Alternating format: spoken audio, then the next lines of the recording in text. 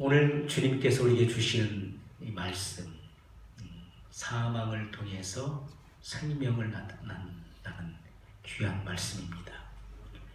목마른 사람이 우물을 판다고 그러죠. 이것은 우리의 속담입니다. 목마른 사람이 우물을 파는 거예요. 배고픈 사람이 밥을 찾습니다. 추운 사람이 따뜻한 옷을 찾는 것입니다. 우리가 그 기후가 덥고 그리고 천혜의 환경을 누리는 그런 나라보다는 우리가 춥고 그리고 척박한 환경에 있는 그 나라들이 그런 삶을 이겨내기 위해서 열심히 노력해서 부강한 나라를 이룬 선진국에 이른 나라들이 많이 있습니다. 우리가 편하고 걱정, 근심이 없으면 신앙의 발전이 없다는 것입니다. 그래서 그 어려움이 찾아오고 그래서 그 어려움을 극복하기 위해서 주님 앞에 기도하고 매달리는 그런 신앙을 통해서 그 신앙이 도약하고 성장하는 일들이 많이 있음을 우리가 성경을 통해서 보게 됩니다. 사람에게도 고통이 심하면 심할수록 어떻습니까? 주님께로 다가가게 되지요. 그 고통의 문제를 극복하기 위해서 하나님께 더 매달려서 하나님을 만나는 일들이 많이 있다는 것입니다. 오늘 우리가 읽은 말씀을 보십시오. 우리 산자가 항상 예수를 위하여 죽음에 넘기움은 예수의 생명이 또한 우리 죽을 육체에 나타나게 하려 함이니라. 여러분, 예수님께서 잡히시던 날 밤에 겟세마네 동산에서 주님은 갈등하고 고민하며 기도하셨습니다. 이 죽음의 쓴 잔을 피하고 싶은 마음이 있었습니다. 예수님의 인성 안에서 아버지여 만일 할만하시거든 이 잔을 내게서 지나가게 하옵소서. 이 십자가를 지는 고통과 이런 역경을 통과하지 않고서라도 인류 대속을 이룰 수 있는 길이 있다면 그 길을 열어주십시오. 그러나 나의 원대로 마옵시고 아버지의 원대로 되기를 원합니다 하면서 주님은 땀방울이 핏방울이 되기까지 주님은 그렇게 부르시죠. 기도하셨던 것을 성경은 보여주고 있습니다. 주님은 겟세마네 동산에서 죽음의 쓴 잔을 피하고 싶은 마음과 그리고 하나님의 뜻에 순종해야 되는 갈등으로 주님은 피땀을 흘려 기도하셨다는 것입니다. 십자가에 달리셨을 때 주님은 벌거벗기셨죠. 그 통으로 짠 속옷까지도 로마의 군병들이 제비 뽑아 나눠 가졌습니다. 이미 구약에 예언된 말씀이 십자가상에서 성취된 것입니다. 시편 기자의 다윗의 고백과 같이 내 속옷을 저가 제비 뽑나이다 하는 그 말씀이 이루어진 것입니다. 예수님은 철저하게 벌거벗기셨고 그리고 조소와 욕과 비난을 받으셨습니다. 예수님께서 십자가에 달리신 그 갈보리 언덕은 높은 산이 아닙니다. 언덕입니다. 예루살렘 성에서 보면은 그 언덕이 너무나 잘 보여요. 거기는 사람들이 왕래하는 큰 길이었습니다. 그 길목에 길 한복판에 십자가가 있는 것입니다. 사람들이 그 길로 지나가면서 예수님의 십자가를 봅니다. 그리고 예루살렘 어디서든지 그 골고다 언덕, 갈보리 언덕은 잘 보였습니다. 십자가에 달려서 고통하고 죽어가는 그 모습을 예루살렘에 사는 모든 사람들이 다 아는 것입니다. 엠마오로 가는 두 제자에게 예수님 나타나셨죠. 너희가 무슨 일로 서로 의논을 하고 이야기를 나누냐. 아니 당신은 누군데 딴 세상에서 왔습니까? 그늘 이 성에서 있었던 일을 당신이 어찌 홀로 알지 못합니까? 물을 정도로 예루살렘에 살고 있는 모든 사람들은 예수님의 이 십자가의 사건을 다 알고 있다는 사실입니다. 그리고 목격을 했어요. 예수님께서는 십자가에서 벌거벗기셨고 그리고 십자가에 달려 처참하게 돌아가셨습니다. 사람들이 길을 가다가 무리가 모여서서 손가락질하고 조소하고 비난하고 욕설을 퍼붓습니다. 저 사람이 하나님의 아들이래, 저 사람이 하나님이래. 어찌 남은 구원하면서 자기 자신은 구원하지 못하는가? 야, 예수야, 거기서 한번 내려와봐. 그리고 너 자신 한번 구원해봐라. 그러면 우리가 너를 믿겠노라 하면서 그들은 웃으면서 예수님을 비난했습니다. 그때 주님은 12영이나 되는 천사를 오게 해서 그들을 진멸할 수가 있었습니다. 여러분, 우리가 성경에 나오는 말씀이지요. 마태복음 26장 이하에 나오는 말. 시몬 베드로가 예수님께서 잡히시려고 할 때 준비했던 검을 뽑아서 예수님을 잡으려고 하는 대제사장의 종 말고를 내려쳤는데 빗나가면서 길을 잘랐습니다. 예수님께서 떨어진 말고의 길을 붙여주시면서 시몬 베드로에게 말씀하십니다. 검을 도로 꽂으라. 검을 쓰는 자는 검으로 망하느니라. 내가 12영이나 더 되는 천사를 버리고서 이 사건을 수습할 수 없을 줄 아느냐. 그러나 이렇게 하는 것은 아버지의 뜻을 이루기 위함이라. 나는 남에 의해 타의에 의해서 내가 목숨을 빼앗기는 것이 아니라 나 스스로 목숨을 버리는 것이다. 주님은 그렇게 말씀하십니다. 12영, 12 천사를 의미하는 것이 아니라 여기 영이라고 하는 것은 바로 군대 용어입니다. 부대를 말하는 것입니다. 12부대를 의미한다는 거예요. 자, 우리나라도 이 사단이 있죠. 일개 사단의 병력을 우리가 따진다면은 물론 사단은 여단보다는 조금 크고 그리고 군단보다는 좀 작지요. 보통 우리나라의 일개 사단 병력이 약 8천에서 12,000명으로 알고 있는데요. 보통 전 세계적으로 사단의 숫자가 사단의 일개 사단의 병력이 다 다릅니다. 예수님 당시에 로마의 일개 사단 병력, 그 당시에 그 거라사인의 땅에 귀신 들린 사람이 있었죠. 예수님께서 내 이름이 무엇이냐라고 물었을 때 군대니이다. 이것은 로마 말이었습니다.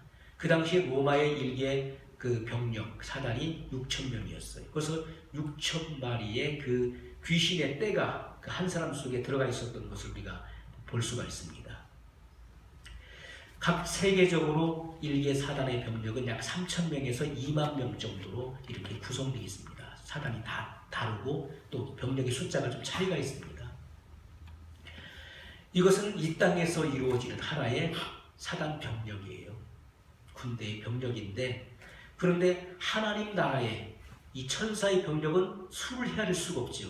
우리 인간의 수로 헤아릴 수가 없는데 주님은 12영이나 되는 천사를 오게 해서 이 사태를 수습할 줄 없을 줄 아느냐. 여러분, 그 엘리사를 잡기 위해서 도단성을 에워쌌을 때 엘리사가 본 것이 뭡니까? 불말과 불병거를 보았죠. 불로 된 말과 불로 된 병거를 보았다는 것입니다. 하나님의 군대가 엘리사를 보호하기 위해서 그를 에워싼 모습을 보았죠. 이것은 하나님께서 군대를 보내신 것입니다. 그것처럼 이렇게 12영이나 되는 군대를 오게 해서 주님이 오라가면 오는 것이죠. 수를 헤아릴 수 없는 하늘의 천군과 천사들의 이런 군대가 12부대가 와서 예수님을 보호하고 이런 인간 세상에서 일어나는 이런 것을 제압하는 것은 아무것도 아닌 것이죠. 그러나 주님은 타의에서 목숨을 빼앗기는 것이 아니라 스스로 버리는 것입니다. 목숨을 버림으로써 생명을 줄 수 있기 때문에 나는 스스로 목숨을 버린다라고 말씀했습니다. 자, 주님께서는 이렇게 고통을 참고 인류를 대속할 것인가에 대한 갈등에 부딪혔고 기도하시게 되었습니다. 아버지여, 만일 아버지의 뜻이거든 이 잔을 내게서 옮기시옵소서. 그러나 내 원대로 마옵시고 아버지의 원대로 되기를 원하나이다.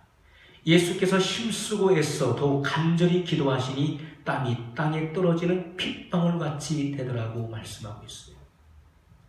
예수님은 죽음의 고통을 통해서 생명을 낳으셨습니다. 죽음의 고통을 통해서 생명을 낳았다는 것입니다. 고통을 잘 받아들이고 견뎌야 되는 것입니다. 많은 사람이 조금만 고통이 오고 어려움이 오면 그 어려움을 참지 못하고 견디지 못하고 어떡합니까? 도망쳐버리죠.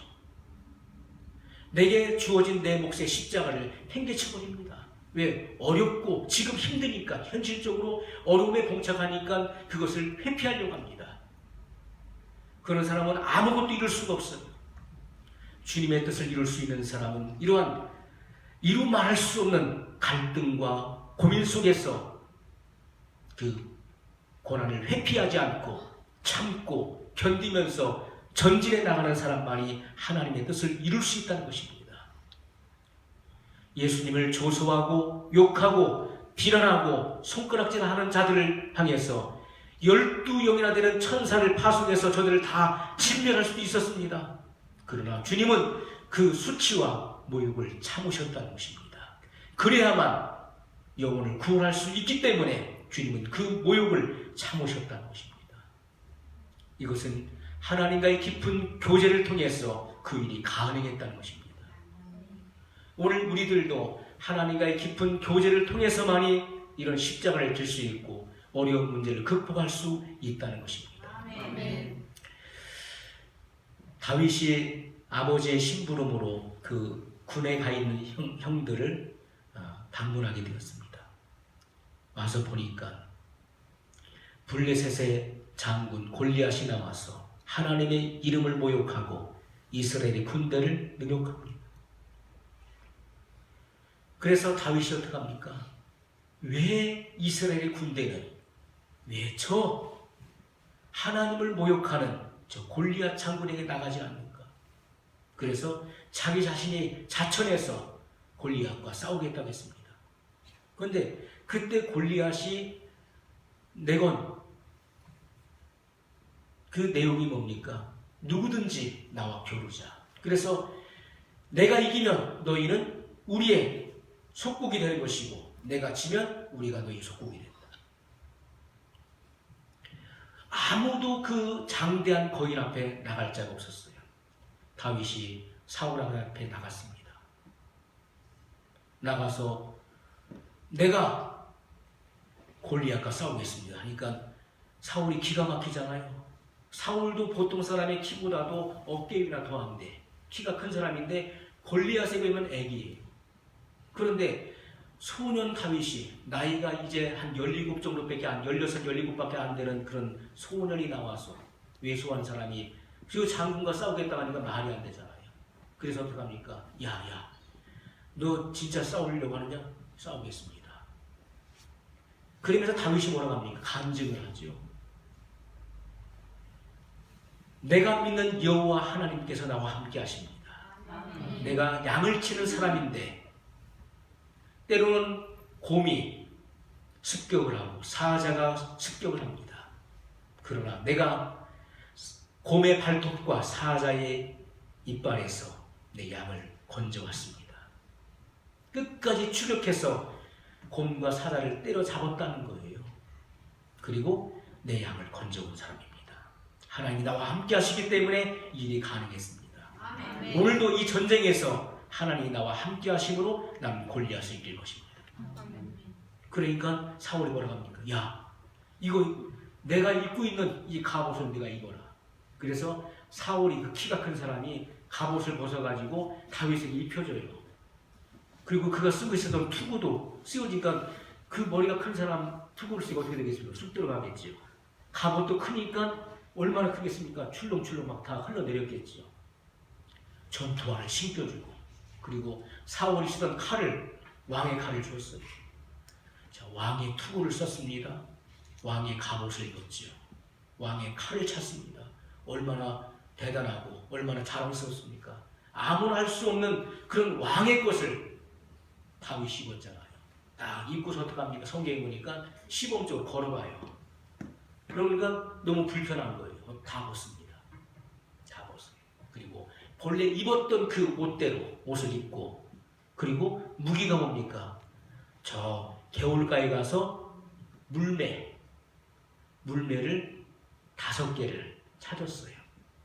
던지기 아주 좋은 물매를 5개를 잡아가지고서, 그 물매는요, 이 새총처럼 이렇게 물매 막대기 있잖아요. 새총처럼 끈이 달린 거기다가 이 돌을 묶어가지고서요, 돌려가서 던지는 겁니다. 그게 물맷돌이에요. 자, 그것을 5개를 구해가지고 나간 거예요. 나가니까 골리앗이 뭐라 합니까? 네가 나를 개로 알고 개를 잡듯이 막대기를 갖고 나간다고 막 호통을 치잖아요. 아주 약 올리는 것이죠. 자, 우리가 이 말씀을 잘 보세요. 다윗이 없었던 능력이 하나님으로부터 그때 갑자기 임해서 다윗이 그 일을 행한 것입니까? 그게 아니었다는 거예요. 다윗이 평소에 잘했던 그 장점, 그 강점을 하나님이 그때 사용하신 것입니다. 다윗은 양을 치는 목자였기 때문에 어려운 고통을 많이 겪었던 사람이었어요. 무슨 걱정입니까? 강도의 때를 만나기도 하고, 또는 사자나 곰의 습격을 만나는데, 사자나 곰이 양을 해치기 위해서, 잡아가기 위해서 습격을 할 때 어떡합니까? 그 양들을 뒤로 물리고 목자가 앞서는 거예요. 그래 어떡합니까? 물매를 던지는 거죠. 물매를 던지는데 어떻게 던질까요? 평소에 양이나 곰이라고 생각하고 딱 세워놓고, 우리도 옛날에 많이 했잖아요. 저도 옛날에 거의 뭐 백발백중 해가지고 다 맞히기 하면은 그냥 안 보고 던져도 딱딱 맞췄어요. 다 맞히기에서 막 다 따고, 딱지치기에서 따고, 이거 딱지, 이거 치기에서 넘어뜨리기 위해서 따고, 자치기에서 이기고, 하여튼 그런 것에 도사였어요. 이 감이 있어가지고서 평소에 연습을 많이 하는 거예요. 뭐 이렇게 돌 쌓아놓고서 그것을 던져가서 깨트리는 거예요. 그런 일들이 많이 있거든요. 다윗이 곰이나 사자의 습격이 있기 때문에 얼마나 수시로 그걸 던지기를 연습했겠습니까? 그걸 맞추는 연습을 평소에 많이 했을 거 아니에요. 만약에 사자나 곰이 나타났는데요, 어설프게 던져가지고서 빗나가게 때렸다거나 그러면은 오히려 사자나 곰이 약이 올라가지고 화가 나가지고서 양이 아니라 다윗에게 아주 돌진을 하겠죠. 어떻게 해야 되겠습니까? 한 방에 때려 눕혀야 되는 거예요. 한 방에. 실수가 있어서 안 되는 거예요. 실수했다가는 죽는 거예요. 그러니까 얼마나 피나는 연습을 했을까요? 저게 곰이다, 저게 사자다 해놓고서 정통으로 그 급수를 때리는 연습을 얼마나 많이 했겠습니까? 그 연습을 매일같이 합니다. 매일같이. 그래서 사자나 곰이 습격했을 때 던져가 그대로 맞추는 것입니다. 그 장점을 하나님이 사용하신 거예요. 그 장점을. 그래서 자신 있다는 거예요. 골리앗, 저거 하나님이 함께 하시면 곰이나 사자의 그 이빨과 발톱에서 구원하셨던 것처럼 이스라엘을 하나님께서 저 골리앗 장군으로부터 구원하실 것입니다. 그리고 나갔어요. 나가서 어떡합니까? 물매를 던지죠. 평소에 했었던 그 실력을 발휘하는 것입니다. 그래서 던졌는데 어떻게 됐습니까? 골리앗 장군은 지금 투구를 쓰고 있잖아요. 그래, 투구에 이렇게 보호하는 그 투구에 여기 빈 공간이 있어요. 여기 이마. 여기 정통으로 맞은 거예요. 정통으로. 맞는데 돌 맞았다고 해서 그 거대한 장군이 한 방에 딱 죽을까요? 그 돌이 뭐가 된 것입니까? 따라서 하겠습니다. 미사일. 아멘. 아멘. 체하 박격포 또는 미사일이 된 거예요. 아니, 돌멩이 하나 맞았다고 해서 그냥 한 번에 그냥. 돌은 다윗이 던졌지만 그 순간부터 그 힘, 그 능력은 하나님이 역사하신 것입니다. 아멘. 그래서 그 물맷돌이 미사일이 돼가지고 골리앗을 한 방에 그냥 쓰러뜨린 것이지요. 하나님께서는 우리의 장점을 사용하신다. 장점. 평소에 우리가 잘하는 것, 그것을 주님은 사용하시는 것입니다. 그래서 갈고 닦아야 되는 갈고 닦아요. 모든 때 준비되어야 되는 것이에요. 준비되지 않은 사람을 하나님이 쓰신 예가 없습니다. 하나님은 준비된 사람을 반드시 쓰신다는 거예요. 그래서 예수님의 섬김을 통해서 우리가 구원을 받게 된 것입니다. 우리가 섬김이라고 하는 말이 영어 성경에는 서빙, 또 서비스라고 나와 있죠. 이 섬김이라고 하는 거예요. 그럼 섬김이 뭘까요? 인자가 온 것은 섬김을 받으려 함이 아니요 도리어 섬기고 자기의 몸을 많은 사람의 대속물로 주려 함이라고 말씀했습니다. 주님은 섬김을 받으려고 오신 것이 아니라 섬기려고 오셨어요. 그럼 섬김이 뭐냐는 거예요. 서빙, 서비스인데 내가 지금 내 위치에서 그 일을 고수하면서 성실히 최선을 다하는 것이 섬김이에요. 권사님, 집사님들은 받은 그 직분에서 그 직분을 최대한 내가 그 직분에 맞는 일들을 성실하게 감당하는 것이 바로 섬김입니다. 주님은 섬김을 통해서 죄 사함의 길을 여셨다는 것입니다. 우리가 엘리사벳의 섬김을 보세요. 엘리사벳이 누굴 섬겼습니까? 그 아들 세례 요한을 섬겼죠. 그 아들을 잘 양육했다는 말이에요. 섬겼다니까 이상하게 생각하지 마시고요. 그 어머니의 섬김, 그것은 그 아들을 하나님께서 원하시는 방법으로 잘 양육하고 키웠다는 것입니다. 그랬을 때 그가 성장해서 어떤 사람이 됐습니까? 주님이 오시는 길을 예비하는 선지자가 됐던 것입니다. 어머니의 섬김이 없었다면 그는 위대한 일을 할 수가 없었던 것입니다. 그 어머니 엘리사벳의 섬김이 있었다는 거예요. 그 섬김을 통해서 그 아이가 성장하여서 위대한 일을 하게 됐다는 것입니다. 한나의 구구절절한 그런 간절한 기도가 있었죠. 그 기도를 통해서 하나님 누굴 주십니까? 사무엘을 주셨죠. 그래서 이 한나의 섬김을 통해서 사무엘은 태어나게 됐고, 그리고 성전에 맡겨지고, 그리고 자주 와서 그와 교제하고 돌봄으로써 하나님의 선지자, 그리고 시대의 사사, 이스라엘 역사에 남는 그런 위대한 하나님의 종이 된다는 것입니다.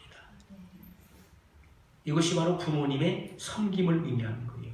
모세의 어머니 요게벳이 어떻게 했습니까? 모세를 섬겼죠. 그가 왕궁에 가서 보모 역할을 하게 되죠. 그래서 모세를 양육하면서 그 히브리 선민의식을 심어줍니다. 넌 이스라엘 백성이야. 넌 하나님의 종이야. 심어줍니다. 신앙교육을 시켜요. 그 신앙교육을 받고 모세가 성장합니다. 그래서 어떻게 합니까? 이스라엘을 구원하는 하나님의 위대한 종이 되는 것이죠. 이게 바로 섬김입니다. 우리는 부모는 자식을 섬기는 것이고요. 높은 자가 낮은 자를 섬깁니다. 먼저 된 자가 나중된 자를 먼저 섬기는 것입니다. 주님이 우리를 섬기심으로 우리에게 구원의 길을 여셨던 것처럼 먼저 믿은 사람, 먼저 직분을 받은 자들이 이제 초신자들을 섬기는 것입니다. 그러면서 그들도 이제 신앙이 성장하면서 교회를 섬기는 자가 되는 것이죠. 그래서 우리가 내게 맡겨진 그 본분을 떠나지 말고 그 본분에 최선을 다하고 우리가 그 위치 속에서 내가 해야 될 일들을 할 때 그것이 바로 위대한 섬김이 되는 것입니다. 하나님의 뜻을 이룰 수 있게 되는 것이죠. 오늘 바울은 생명을 낳기 위해서 고난과 죽음을 걸머지고 다녔다라고 고백을 하고 있습니다. 주님은 바울의 그 교만에 가시덤불을 제거하고 복음의 불을 밝히게 하기 위해서 억센 고통을 그에게 주었습니다. 그 고통이 얼마나 컸으면 죽을 것 같은 거예요. 나 이대로 못 살겠다. 이 고통이 계속되면 난 죽을 것 같다. 그래서 바울이 하나님께 3번 간구했어요. 주여, 나 너무나 힘들어서 이 사단의 가시 때문에 난 죽을 것 같습니다. 그렇게 3번을 기도했는데 그 3번이 40일 금식의 3번으로 그렇게 이해가 되어집니다. 죽을 각오를 하고 왜 죽게 생겼습니까? 이 고통이 너무나 커서 이 안질로 인해서 육신의 연약함으로 인해서 그가 너무나 힘들었었던 거예요. 그래서 목숨을 걸고 기도했던 하나님 뭐라고 하십니까? 내 은혜가 내게 족하도다. 그렇게 말씀하셨어. 내 은혜가 내게 족하도다. 자, 이 바울에게 온 이 죽음의 고통, 너무너무 고통스러운 거예요. 사역을 하는 데 있어서 이 육신의 질병, 이 육신의 연약함 때문에 사역을 감당하기에 너무 벅찼던 것입니다. 그래서 하나님 앞에 매달려 기도했더니 내 은혜가 내게 족하도다 라고 말씀하셨습니다. 자, 이 육신의 연약함으로 인해서 그는 하나님께 필사적으로 더 매달렸습니다. 그랬더니 하나님의 능력이 그의 약한 부분 속에서 더 강하게 나타났다는 거예요. 그래서 내가 이 사망의 멍에 이 고통을 내가 짊어지고 다니는 사람이다. 짊어진다. 그래서 사망은 내 안에서 역사하고 생명은 너희 안에서 역사한다라고 고백하고 있지 않습니까? 그런 고난을 회피하지 않았습니다. 고통과 고난이 찾아올 때 그는 그것을 피하려고 하지 않았습니다. 그것을 수용하고 받아들였다는 거예요. 그리고 그 고난의 문제 앞에서 주님 앞에 더욱더 매달려 기도함으로써 그 고난의 문제를 해결해 나갔던 사람이었음을 곧 우리가 보게 됩니다. 그래서 바울은 내가 약할 때, 곧 그때 강함이라고 고백하고 있습니다. 내가 연약함을 느끼고 나의 무능함을 느낄 때, 야, 내가 이런 사람인가? 내가 이것밖에 안 되는 사람이다. 그래서 하나님의 은혜가 아니고서는 나는 아무것도 할 수 없는 사람이구나. 이것을 느낄 때, 그때 하나님의 은혜가 임하고 하나님의 능력이 나타난다는 것입니다. 그러나 내가 뭐든지 할 수 있다고 할 그때에는 하나님의 능력이 나타나지 않습니다. 그건 내 힘으로 하는 것입니다. 그러나 나의 무능함과 부족함을 철저하게 느끼는 그때 비로소 하나님의 영광이 드러난다는 거예요. 바울은 그렇게 살았습니다. 그 고통이 너무 심해서 목숨을 걸고 하나님을 찾았기 때문에 신령한 은혜가 넘쳐났던 것을 우리가 보게 됩니다. 우리가 고린도서 1장에 보면은 힘의 격도로 심한 고난을 당하여 살 소망까지 끊어졌던 그런 간증을 합니다. 그래서 우리는 우리 자신의 사형 선고를 받은 줄 알았으니 이는 우리로 자신을 의지하지 말고 오직 죽은 자를 다시 살리시는 하나님만 의지하게 하심이라. 하나님이 어떤 분이십니까?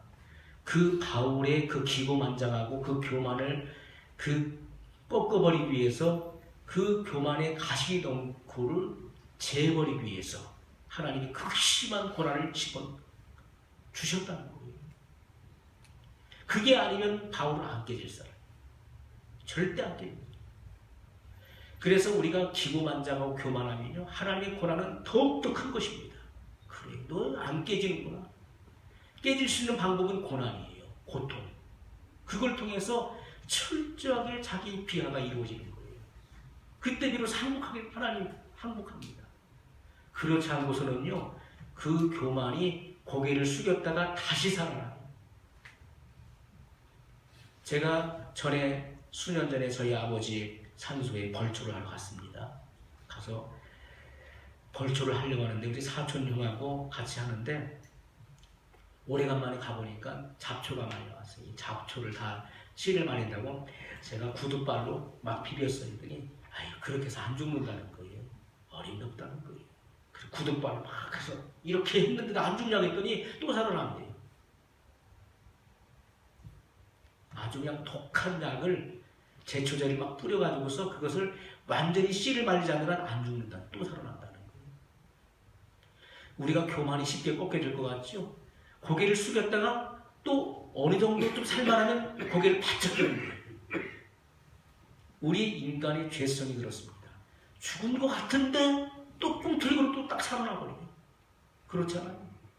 우리 속에 죄의 욕망이 안 그렇습니까? 내 속에 다 죽은 것 같은데 어느 날 은혜 받아 다 죽은 것 같은데 얼마 못 가 또 이렇게 막 살아나요. 그래서 하나님은 이 고통과 고난을 통해서 우리를 꺾으시고 그 낮추신 것입니다. 낮추는 거예요. 그래서 완전히 꺾어지도록 하신 것입니다. 그래야 하나님의 능력이 나타나게 된다는 것입니다. 아멘. 탐욕의 가시넝쿨 속에 사는 우리를 통해서 순수한 복음의 불을 밝히려면 하나님은 우리를 없앤 고난 속에 집어넣기도 하십니다. 그때 우리는 주님을 더욱더 의지해야 돼요. 주님 앞에 믿음으로 기도할 때 온갖 고난과 어려움을 인내하고 극복하게 될 것입니다. 오늘 우리가 말씀을 기억하면서 우리 한 목소리로 같이 기도하겠습니다.